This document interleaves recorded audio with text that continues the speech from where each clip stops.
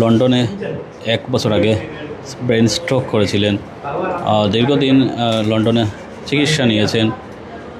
চিকিৎসা নেওয়ার পর উনি কিছুটা ভালো হন, কিন্তু সম্পূর্ণরূপে ভালো হননি। ফলে সেখানকার চিকিৎসা ছেড়ে দিয়ে এখন বর্তমানে বাংলাদেশে এসেছেন। যেহেতু বাংলাদেশে আসার কারণে প্রফেসর ডক্টর এন এম কিরণ স্যারের অধীনে চিকিৎসা নিচ্ছেন।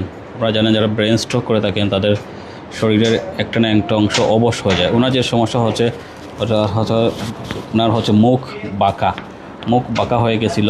বেলস পালসি যেটাকে বলে থাকে, সেই বেলস পালসির সমস্যা ছিল ওনার। সেই সমস্যা থেকে উনি পরিত্রাণ পাওয়ার জন্য মূলত এখানে এসেছেন। ওনার মুখ থেকে আমরা আসলে শুনব কেন লন্ডনের মতো উন্নত দেশের চিকিৎসা বাদ দিয়ে সিলেটে একজন ম্যাজিক ম্যানের নাম শুনে আমরা যখন বারবারই বলে থাকি একজন ম্যাজিক ম্যান সিলেটের বুকে এসেছেন। তিনি ঢাকায় চিকিৎসা দিতেন দীর্ঘদিন ধরে, 40 বছর ধরে কাজ করছেন আকুপাংচার এবং পিআরপি নিয়ে।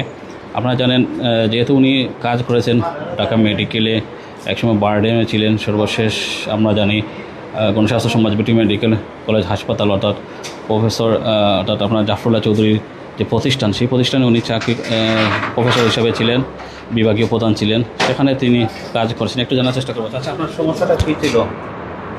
আমি হঠাৎ করে ব্রেন স্ট্রোক হয়েছি। লন্ডন হসপিটাল আসলাম, ইয়র্কশায়ার। পরে চিকিৎসা কত নিয়েছিলেন? প্রায় 1 বছর চিকিৎসা নিয়েছি। পালার দিকে দিয়ে আসলাম লন্ডন থেকে বাড়িতে। আমার উদ্দেশ্য হইল যে ফ্যামিলির সবাই দেখার জন্য, আত্মীয়স্বজন দেখার জন্য।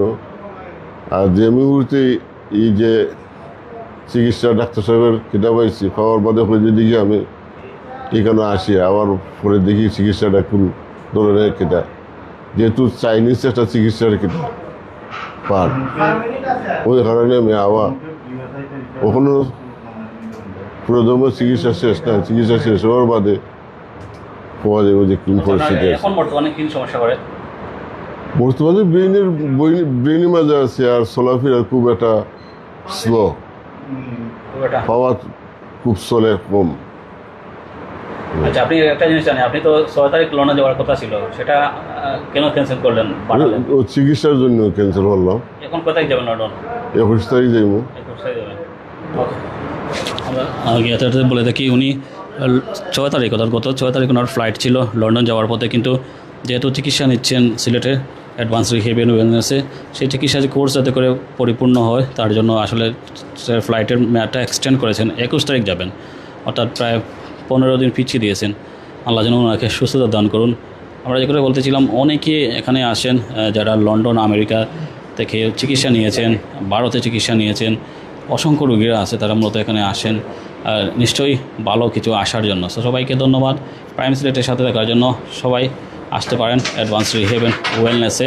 এটার লোকেশন হচ্ছে উপশহর ল কলেজ এবং গার্ডেন টাওয়ারের মধ্যখানে যে রোডটি আছে, সেই রোডের মধ্যখানে দিয়ে আপনারা আসবেন।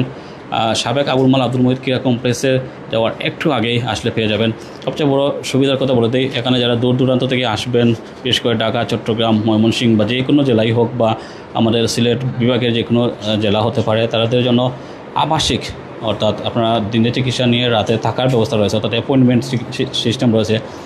যারা চিকিৎসা নিতে চান থেকে, অর্থাৎ এক জায়গা থেকে হোটেলে না থেকে এখানে অ্যাপয়েন্টমেন্টের সুবিধা আছে, ভালো পরিবেশ আছে, কেবিন আছে, ওয়ার্ড আছে, আপনারা চিকিৎসা নিতে পারবেন। এক জায়গায় স্থিরভাবে থেকে অনেকে চিকিৎসা নিতে গিয়ে হিমশিম খান, আসলে কোথায় থাকবেন, কোথায় খাবেন, সেটা নিয়ে সমস্যা, সেই সমস্যা থাকবে না।